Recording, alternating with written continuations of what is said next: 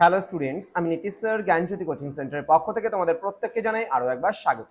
তো স্টুডেন্টস, আজকে আমি তোমাদের সঙ্গে আলোচনা করব এনইপি 4 ইয়ার আন্ডার গ্র্যাজুয়েট প্রোগ্রামের অধীনস্থ যে সমস্ত ছাত্রছাত্রীরা নর্থ বেঙ্গল ইউনিভার্সিটি আন্ডার বিভিন্ন কলেজগুলোতে এই বছর ফার্স্ট সেমিস্টারে অ্যাডমিশন নিয়েছো তাদের জন্য কিন্তু আজকের ক্লাসটি মোস্ট ইম্পর্টেন্ট একটা ক্লাস। তার কারণ আজকে আমি আলোচনা করব ভিএসি আন্ডারস্ট্যান্ডিং ইন্ডিয়া থেকে।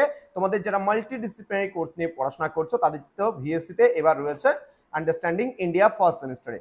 এবার এই আন্ডারস্ট্যান্ডিং ইন্ডিয়া থেকে 30টা প্রশ্ন তোমাকে এমসিকিউ আসবে, 2 করে নাম্বার, 30 দুগুণ 60 নাম্বারের মোট কিন্তু তোমাদের পরীক্ষা হচ্ছে।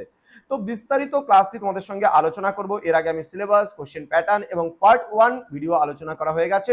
আজকে ইউনিট নাম্বার 1 থেকে পার্ট 2 ভিডিও আলোচনা করব। এইভাবে প্রতিটা ইউনিট থেকে আমরা সর্বমোট 5টা করে পার্ট নিয়ে আসবো। তোমার যতগুলো ইউনিট আছে সবগুলো ইউনিট থেকে 5টা করে ক্লাস নিয়ে আসবো।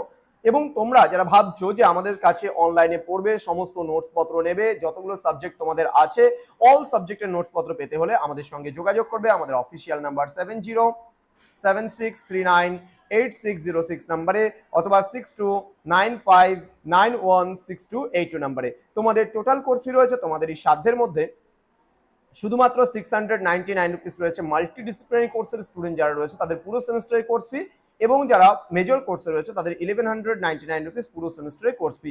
তো দেরি না করে আজই যোগাযোগ করো আমাদের সঙ্গে এবং যুক্ত হয়ে যাও আমাদের অনলাইন ক্লাসে। চলো শুরু করছি আজকের ক্লাসটা।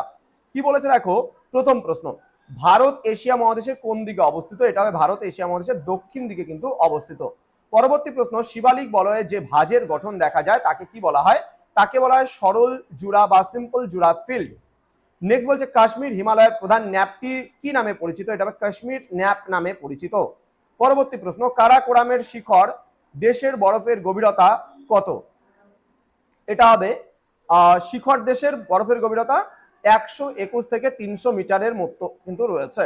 নেক্সট রয়েছে বাঘেলখন্ড মালভূমি কোথায় দেখা যায়? এটা হবে মালওয়া মালভূমির উত্তর পূর্বাংশে কিন্তু এটা দেখা যায়। পরবর্তী প্রশ্ন, কাশ্মীরের একটি উষ্ণ প্রস্রবনের নাম কি? এটা হবে তেরনাগ। ঠিক আছে। পরবর্তী প্রশ্ন, যমুনা নদী গঙ্গার সঙ্গে কোথায় মিলিত হয়েছে? এটা হবে প্রয়াগে মিলিত হয়েছে। পরবর্তী প্রশ্ন, ব্রহ্মপুত্র নদ যে নামে বাংলাদেশে প্রবেশ করেছে সেটা কোন নামে? যমুনা নামে কিন্তু ব্রহ্মপুত্র নদ কিন্তু বাংলাদেশে প্রবেশ করেছে। দক্ষিণ ভারতের দীর্ঘতম নদীর নাম কি? এটা হবে গোদাবরী নদী। পরবর্তী প্রশ্ন, মরু অঞ্চলের লবণাক্ত হ্রদকে কি বলা হয়? এটা হবে প্লায়া বলা হয়। নেক্সট, ক্যানিং শহরটি কোন নদীর তীরে অবস্থিত? এটা হচ্ছে মাতলা নদীর তীরে অবস্থিত। নেক্সট, ভারতের বৃহত্তম উপকূলীয় হ্রদের নাম কি? এটা হবে চিল্কা হ্রদ, যেটা উড়িষ্যাতে অবস্থিত। এটা কিন্তু লবণাক্ত হ্রদ। হ্যাঁ, যেহেতু সমুদ্রের জল প্রবেশ করেছে এখানে সেহেতু লবণাক্ত হ্রদ এটা। ডিভিসি বা দামোদর ভ্যালি কর্পোরেশন যেটা রয়েছে গঠিত কবে হয়েছিল? 1948 অর্থাৎ 1948 সালে। ভারতের সর্বাধিক জনবহুল রাজ্য কোনটি? এটা হবে উত্তরপ্রদেশ। ঠিক আছে। সারা বিশ্বে বিশ্ব জনসংখ্যা দিবস কবে পালন করা হয়? এটা হবে 11 জুলাই কিন্তু তারিখে। ঠিক আছে। পরবর্তী প্রশ্নে আমরা চলে আসব। নেক্সট প্রশ্ন রয়েছে, ভারতবর্ষের কোন রাজ্যে জনসংখ্যা বৃদ্ধির হার সব থেকে কম বা সর্বনিম্ন? এটা হবে কেরল রাজ্যে, যেহেতু এডুকেটেড সংখ্যাটা কিন্তু এখানে প্রচুর পরিমাণে রয়েছে, প্রত্যেকটা মানুষই কিন্তু প্রায় এখানে শিক্ষিত। নেক্সট বলছে, ভারতের মধ্যে জনসংখ্যা বৃদ্ধির হার সবচেয়ে বেশি কোথায় রয়েছে? এটা কিন্তু বিহারে হবে। নেক্সট, পশ্চিমবঙ্গের কোন জেলা তাঁত শিল্পের জন্য বিখ্যাত? এটা হবে নদিয়া জেলা। রেশম শিল্পের জন্য বিখ্যাত রাজ্যটির নাম কি? এটা হবে কর্ণাটক। নেক্সট বলছে, তাঁত শিল্পের জন্য বিখ্যাত ভারতের কোহিনুর কাকে বলা হয়? এটা হবে অন্ধ্রপ্রদেশকে কিন্তু ভারতের কোহিনুর বলা হয়। তো স্টুডেন্টস, এই ছিল আজকের ক্লাস। যারা এখনো পর্যন্ত আমাদের জ্ঞানজ্যোতি কোচিং সেন্টার অফিসিয়াল ইউটিউব চ্যানেলটিকে সাবস্ক্রাইব করনি তারা অবশ্যই চ্যানেলটিকে সাবস্ক্রাইব করে পাশে থাকা বেল আইকন অল প্রেস করে দাও, যাতে নেক্সট টাইম থেকে কোনো ভিডিও আপলোড করলে তার নোটিফিকেশন তুমি সবার আগে পেতে পারো। এছাড়া অনলাইনে যারা ভাবছো আমাদের ক্লাস জয়েন করবে, সময় নষ্ট করো না, পরীক্ষা কিন্তু তোমার হাতের কাছে চলে এসেছে।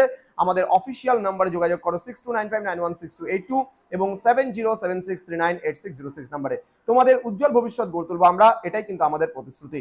দেখা হচ্ছে খুব তাড়াতাড়ি আরো একটা নতুন ক্লাস নিয়ে। তোমরা প্রত্যেকেই ভালো থেকো, সুস্থ থেকো। Thank you so much. Thanks for watching after all. Thank you.